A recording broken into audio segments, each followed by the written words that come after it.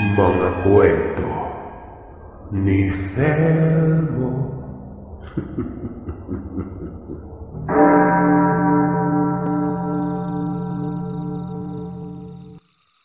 Mapagpalang araw, Sir Seth, at sa mga giliw natin na tagapakinig. Ako po ulit ito, si Louie, ang sender ng kwentong 12 Bulitas. Katulad ng sinabi ko ay ipapadala ko kaagad ang pangalawang yugto ng aking kwento. Medyo natagalan lamang gawa ng abala ako sa trabaho.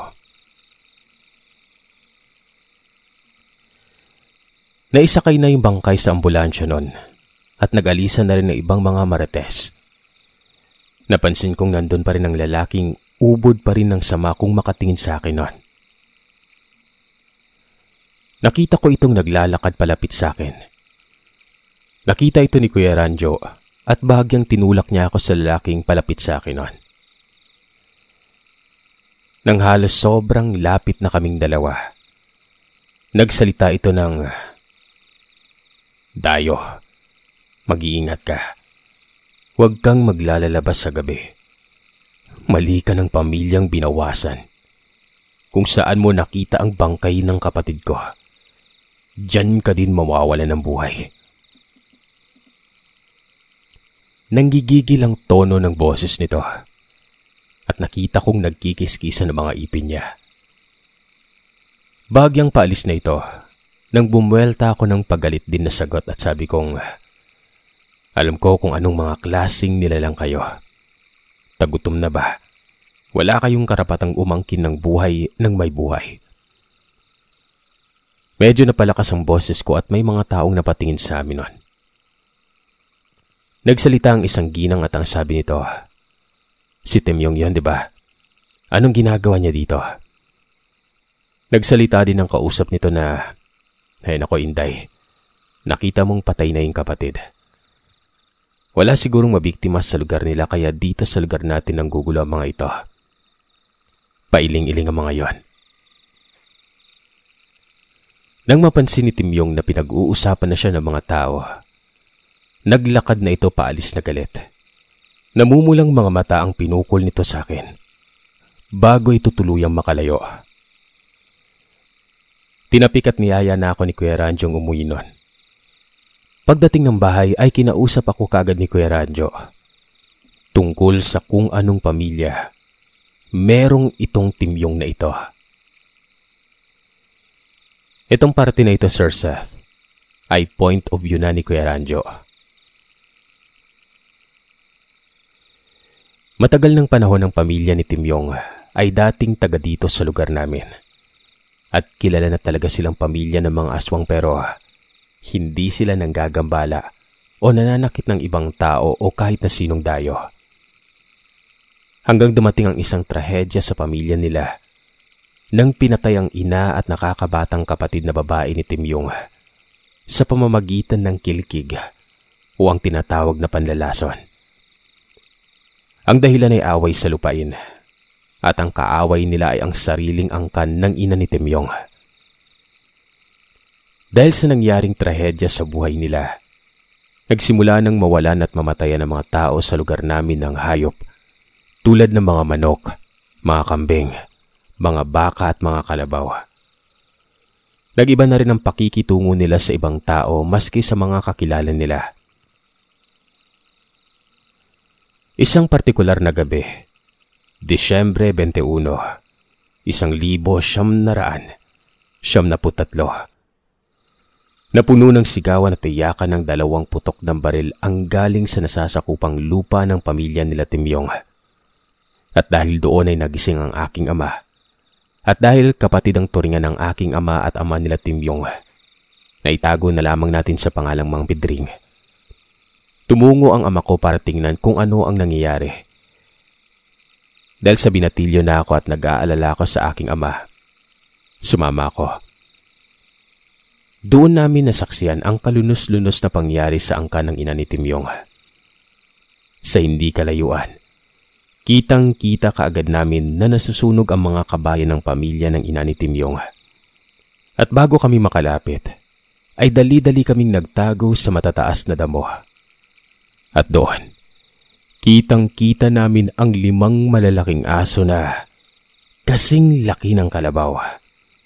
Nilalapa ang bawat makitang tao. At maya-maya pa ay lumabas ang isang lalaki at nakilala naman namin kaagad ito.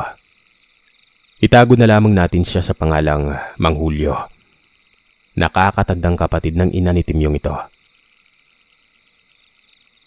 Nag-uusal ito ng dasal sa may hangin.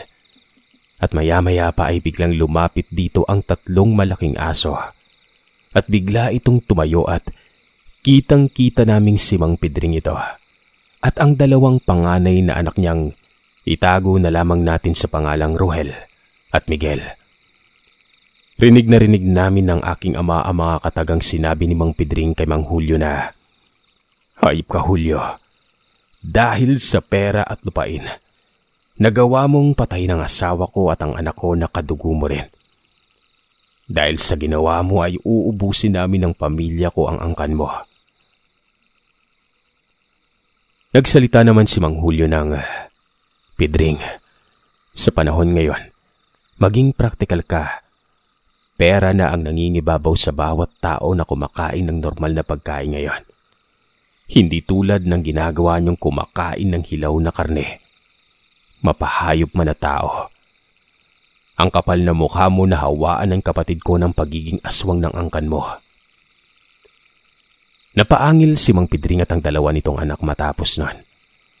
Nakita namin na may hinagis na parang abo si Mang Julio sa 3 mag-aama habang nag-uusal ito ng kung anong dasal na hindi naman namin maintindihan. Nakita namin ng aking ama na naglupasay sa lupa si Rohel at Miguel.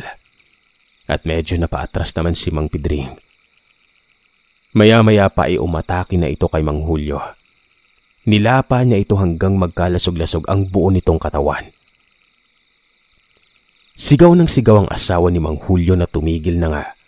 At nang mapansin ni Mang Pedring na wala ng buhay si Mang Julio, akmang tatayo na sana ito nang bigla itong bumagsak sa lupa.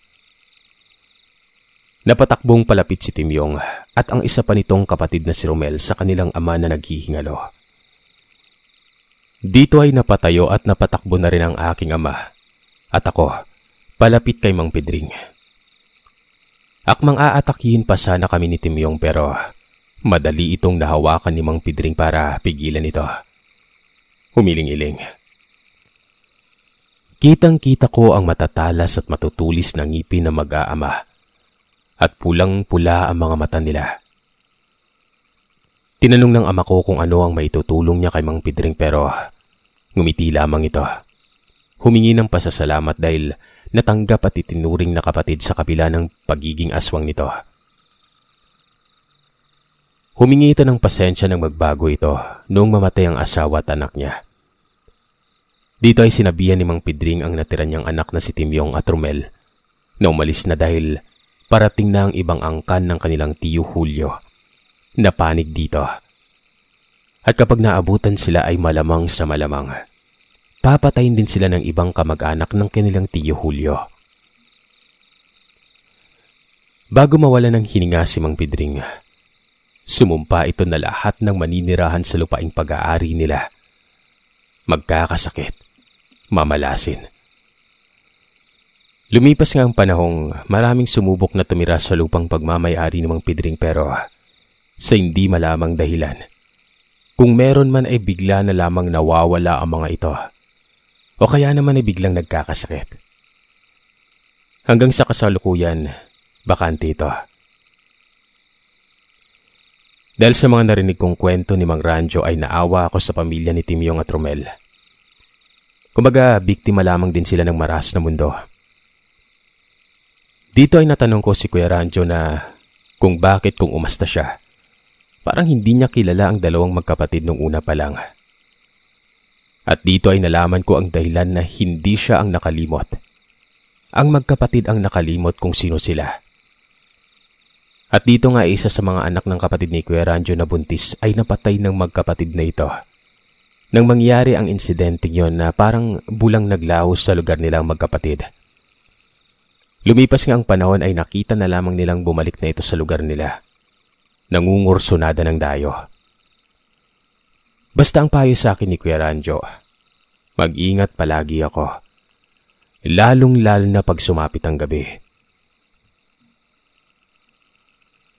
Nagpasalamat ako kay Kuya Ranjo at umuwi na nun.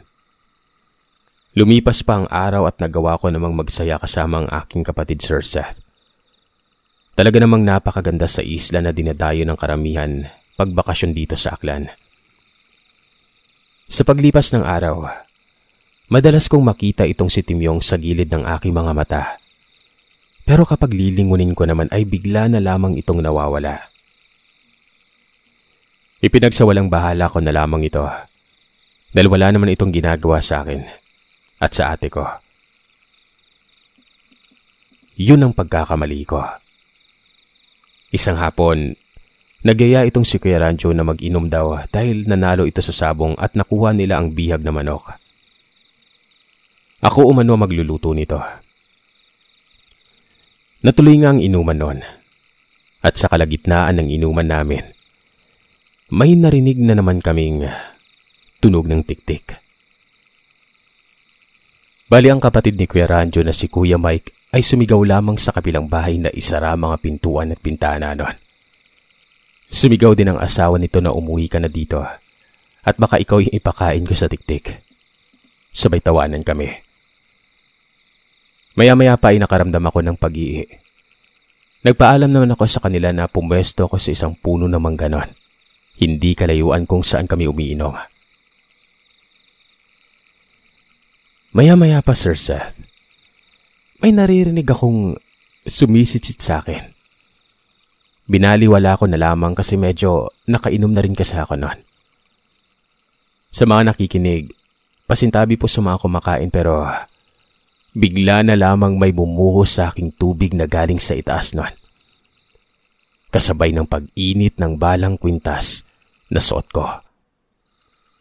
Napaatras ako at doon ko lang napansin na ang likidong bumagsak sa akin ay dugo at mga lamang loob ng hindi ko malamang hayop. Napamura ako at doon ko naramdaman ang isang malakas na paggaspas palayo sa kung saan ako nakapwesto. Isa itong napakalaking paniki. Doon ko na inalerto si Kuya Ranjo at Kuya Mike at bago makalapit ang magkapatid sa akin ay nagtakip agad ito ng mga ilong at nagsabi ng napakalansa ko umano. Doon nila napansin na balot na ako ng dugo sa buong katawan. Pinatigil na ako ng ate ko na uminom at pinaligo ako ng pinakuluang dahon ng bayabas. Habang naglilinis ako ng katawan ko, nasabi ko na lamang sa sarili ko na nang titrip din pala ang aswang. Napakabaho talaga yung trip nila, Sir Sat, kung trip mo yun. Habang nagsasabon ako ng katawan, may nakapa ako sa tagiliran at balikat ko na medyo mahapdi nun. Hinayaan ko na lamang ito. Iniisip ko na lamang na baka sumabit lamang ako kung saan-saan. Nung tumulong ako kay Kuya Ranjo na magbuhat ng mga kawayan para papagawa niyang bagong parerenta na bahay. Kinabukasan maaga pa lang. Yaw-yaw na kaagad ang inabot ko habang nagtitimpla ng kape. Sinabihan ako ng ate ko na tigil-tigilan muna ang pag-inom dahil ilang gabi na ding sumasakit ang tiyan niya sa kalagitnaan ng gabi. Naalimpungatan umano siya dahil napapansin niyang parang may naglalakad sa taas na bubungan at nakakaamoy din siya ng babaho sa paligid. Yun ang dahilan ng pananakit ng tiyan ng kapatid ko. Lumipas sa maghapon at pumatak ang 4:00 ng hapon noon. Dito na ako nakaramdam ng pananakit ng tiyan. Uminom agad ako ng gamot, pero ayaw mawala. Kinagabihan, pakiramdam ko ay sobrang init ng pakiramdam ko. Nagubad ako ng damit noon, pangitaas. Maya-maya pa ay narinig ko ang kapatid ko na tinatawag ako para kumain na ng hapunan.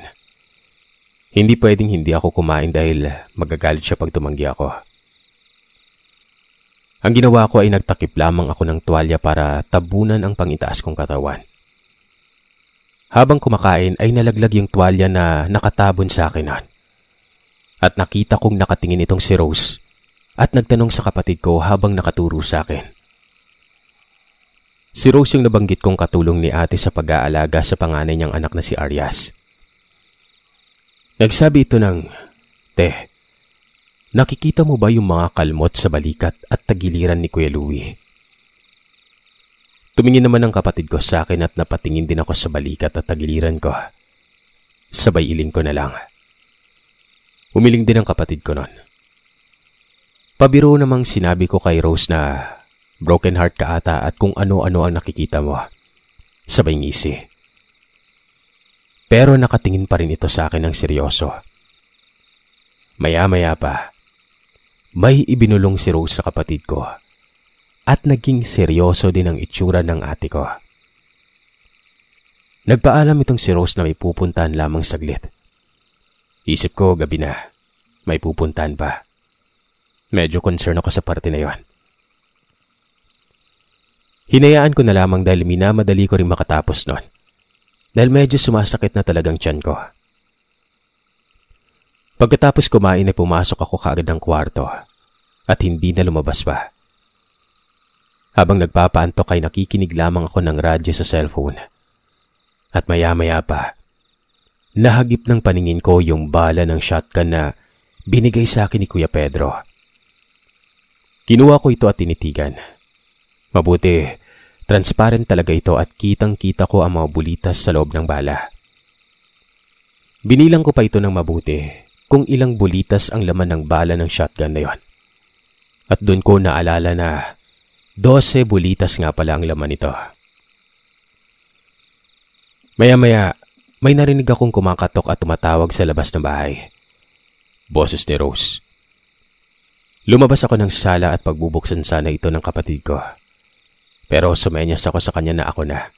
Ako na ang magbubukas ng pintuan nun. Kumuha muna ako ng itak. Sumilip muna ako sa siwang at nakita ko nga si Rose nun.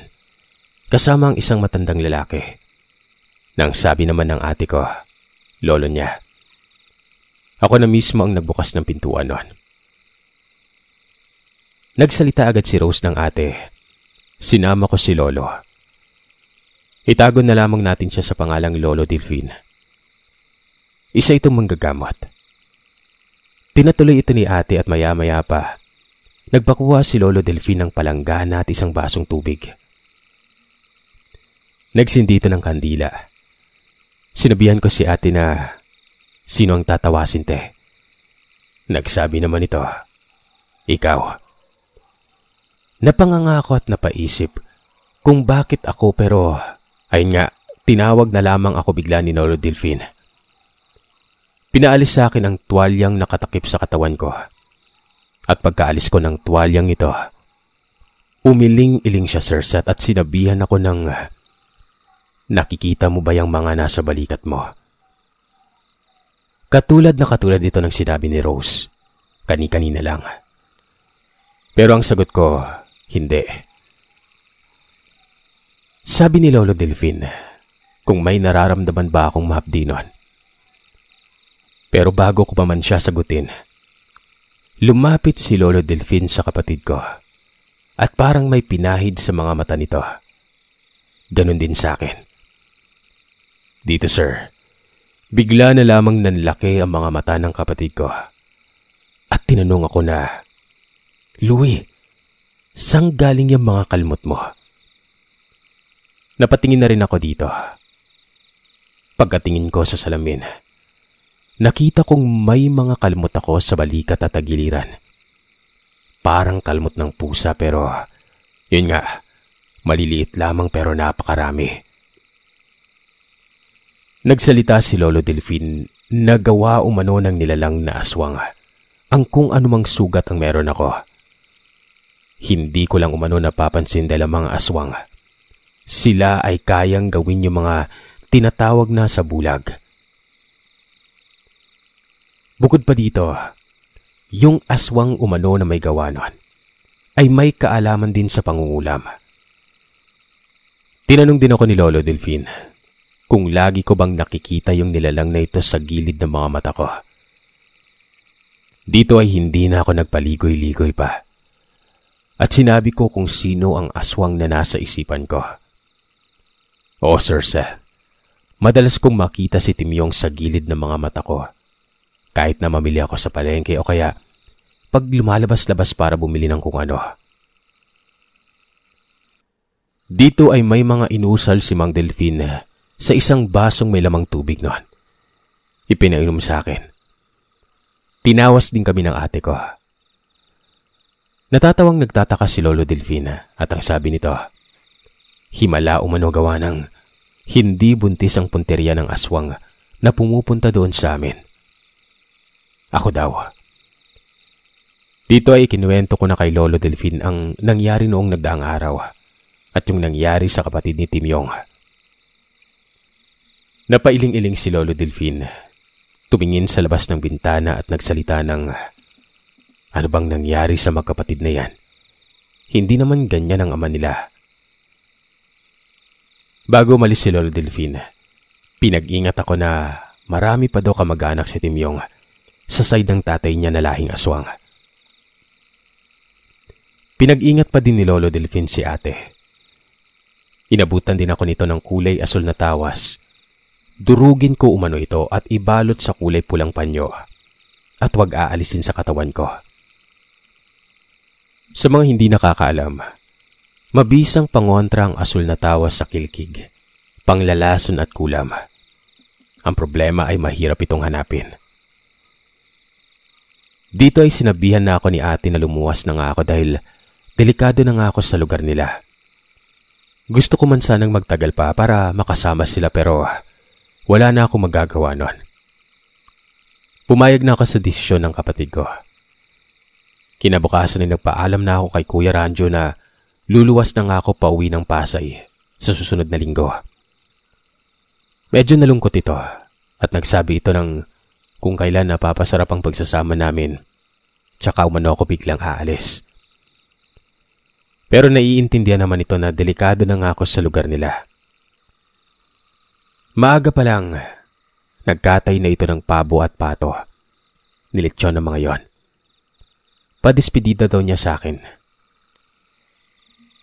Dito, Sir Seth, talagang mapapatunayan ng isang tao na pag nagtanim ka ng kabutihan sa ibang tao, kabutihan din ang aanihin mo.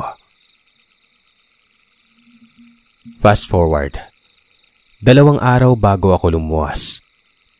Dito na magsisimula ang pagtatapos. Nagpaalam si Kuya Ranjo at Kuya Mike na pupunta muna silang mag-anak sa Kalibo, Aklan. Dahil iniimbitahan sila sa isang kasal ng isang malapit na kaibigan. At ganun nga ang nangyari sa amin noon. Ibinili ng bahay at uuwi din naman sila kinabukasan ng hapon. Bago umalis si Kuya Ranjo, inabot niya sa akin yung homemade shotgun niya na meron daw itong 2 loaded na bala. Pamproteksyon lamang umano. Kinuha ko naman ito at nagpasalamat. Umalis na sila. Lumipas sa maghapon na normal naman hanggang kumagat na nga ang 6:00 ng gabi. Nagsasaing na ako noon para sa hapunan. Nang bigla na lamang mawala ng kuryente. Napamura pa ako gawa ng naka-rice cooker na ako, nagsasaing. Sinabihan naman ako ni ate na sa labas ng bahay na lamang ituloy ang pagsasaing na ito. Sa dirty kitchen na lamang umano. Nagpaapoy muna ako ng kawayan at uling. At dito na nga ay tinuloy ang pagsasaing. Nagsindi na rin sila Rose ng kandila sa loob ng bahay. Maya-maya pa, may tumatawag sa pangalan ko. Boses ni ate. Louie! Louie! Tumugon naman ako ng ano yun ate.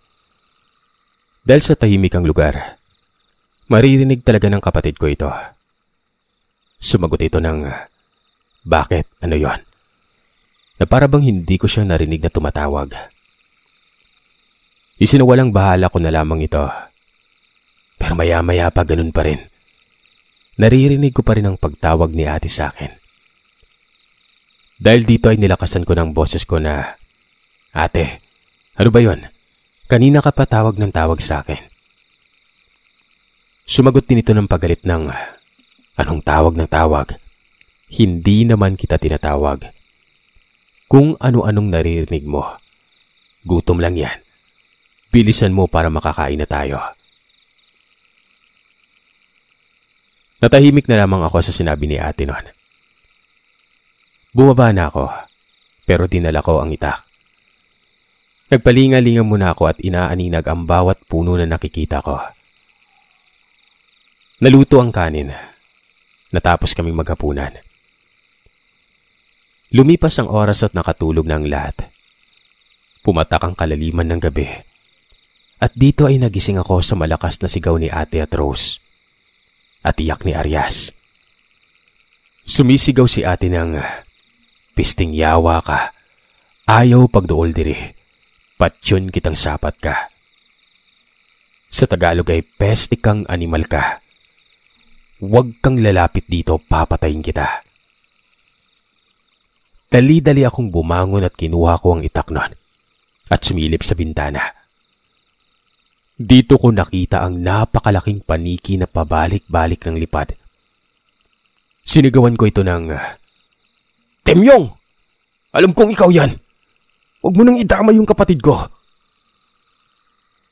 Dito ay tumigil sa paglipad ang nilalang at lumapag ito sa hindi kalayuan. Kitang-kita ko na nag-anyong tao ito pero nakatuwad sa lupa. Nanlilisik ang mga mata na kulay pula at kumikinang ng mga kulay itim na balat. Nagsalita ang nilalang na ito ng, "Dayo! Hindi ka makakaalis ng buhay sa lugar na to. Kinuha mo ang buhay ng kapatid ko. Kukunin ko din ang buhay ng pamilya mo." Dahil sa mga sinabi ni Timyong, naisip ko na meron talagang mamamatay sa aming dalawa sa gabing ito. Dito ay akmang lalabas na ako pero pinigilan ako ng kapatid kong umiiyak na. Tumingin ako dito at ngumiti ako ng pailing-iling nun.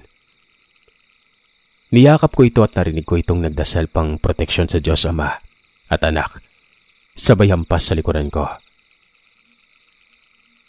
Bago ako makalabas ay sinabihan ko sila na isaradong mabuti ang pintuan.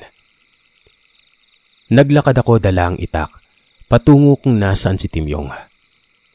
Kitang-kita ko ang nanilisik niyang mga mata, mabalahibong mga balat, matutulis na mga ipin at masangsang na amoy.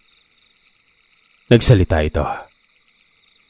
"Ngayong gabi, kukunin ko ang buhay mo at kung saan mo nakita ang bangkay ng kapatid ko, doon din makikita ng taong bayan ang katawan mong wala ng buhay." Sabay ngisi nito.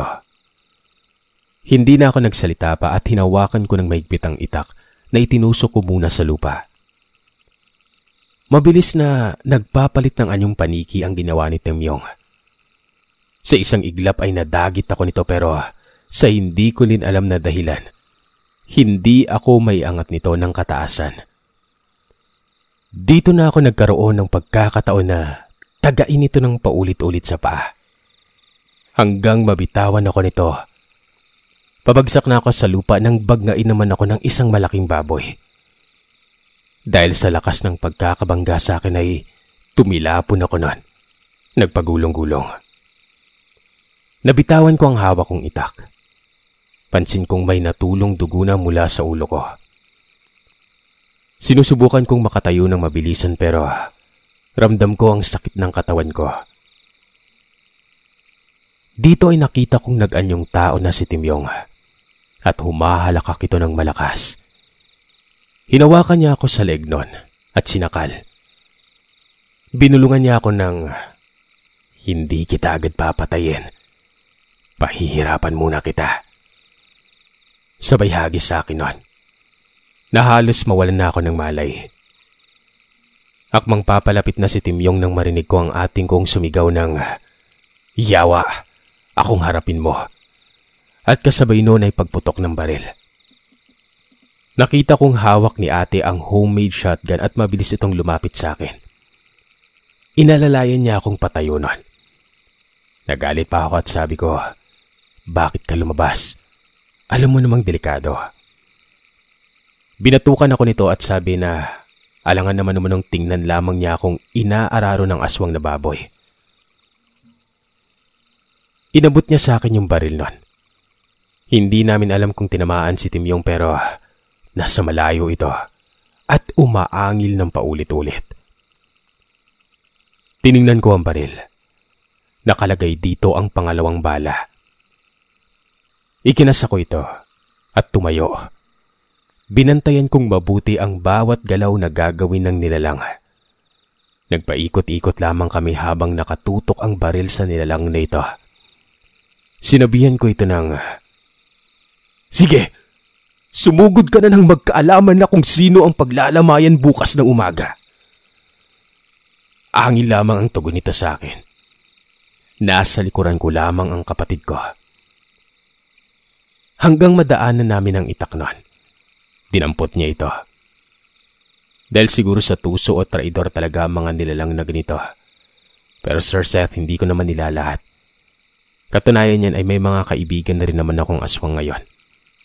Sa susunod ko na lamang ibabahagi yon. Lumipad ito papunta sa bahay. At kang pamangkin kong si Arias ang akmang aatakihin ito. Dito ay patakbo kong pinaputukan ng nilalang pero hindi ito tinamaan. Lumayo ito ng bahagya. Dito ay sinagawan ko sabay agaw sa itako sa kapatid ko at si Rose na tumakbo papunta sa loob ng bahay nila Kuya Ranjo. Pero bago magawa ni Rose nun na makalabas kasama si Arias, nasira na ng nilalang ang pawid naming bubungan. At dito ay sapilitan niyang inaagaw ang pamangkin ko kay Rose. Pinagtataga ko ito sa pakpak at nagawa ko itong masaktan at ipitin sa kawayan na dingding namin. Dahilan para hindi ito makalipad na paalis nun. Naalala ko ang binigay na bala na shotgun sa akin ni Kuya Pedro. Dali-dali ko itong kinuha sa kwarto at nilagay sa baril. At dito ay nagawa kong barilin ng malapitan ng nilalang na ito. Kitang-kita ko kung paano ito mangisay. Hindi na rin ito nakagalaw.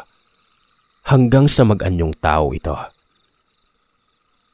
Bakat sa katawan nito ang 12 bulitas na tama ng bala. Napaupo na lamang din ako sa sobrang pagod at bumulong ng, "Alam mo, Timyong, kung hindi siguro namatay ang nanay at ang kapatid mong bunso, hindi kayo magkakaganyan. Patawarin niyo sana ako sa nagawa ko sa inyong magkapatid. Pinoprotektahan ko lamang din ang pamilya ko." Maya-maya pa, may mga taong palapit, may mga dalang gasera, may sumisigaw sa pangalan ko at nalaman ko naman kung sino to. "Dong, nandito kami." At dito nga nasabi nga ni Dodong na pauwi pa lamang siya galing isla. Mga 5 minuto paglagpas niya kila Kuya Ranjo ay may narinig na itong malakas na putok ng baril. Dito ay nagtawag na siya ng kalalakihan para punta ng bahay ni Kuya Ranjo. At ito nga ang naabutan nila. Sa mga magtatanong kung ano ang nangyari sa katawan ni Timyong, inilibing ito ng maayos. Pinadasalan din sa pare. At ang malaman ni Kuya Ranjo ang nangyaring ito, humingi pa ito ng pasensya at hindi na rin kami siningil sa pagpaparepair ng bahay. Dumating ang araw ng pag-alis ko. Sakto din naman na dumating ang bayaw ko. Ayaw pa sana ako nito paalisin pero kailangan na dahil may tawag na din sa akin galing sa HQ para sa deployment. Hinatid ako nila ate, bayaw at Kuya Ranjo sa port pero sa labas pa lamang ng port sa hindi ko alam na dahilan, pinamadali ako ni Kuya Ranjo sa paglalakad papasok. Napansin ko ang 4 na kalalakihan at 2 babae ang nakatingin sa amin. Dahil nga sa barko, nagtatrabaho ang ate ko at bayaw ko, ay hinatid nila ako mismo sa loob ng roro. Dito ay binulong sa akin ni Kuya Ranjo na ang nakatingin sa amin ay angkan nila Timyong. Ang 2 babae ay manlalason at ang 4 na lalaki ay aswang. At dito na nga magsisimula ang kwento ng angkan ng bayaw ko. Mga babaylan, kontra sa mga kilkig at mga aswang. Dito ko na po tatapusin, Sir Seth. Sa susunod ay ipapadala ko ang kwento ng kapatid ko at bayaw ko sa karanasan nila nang magbubuntis ito ulit sa pangatlo nitong anak.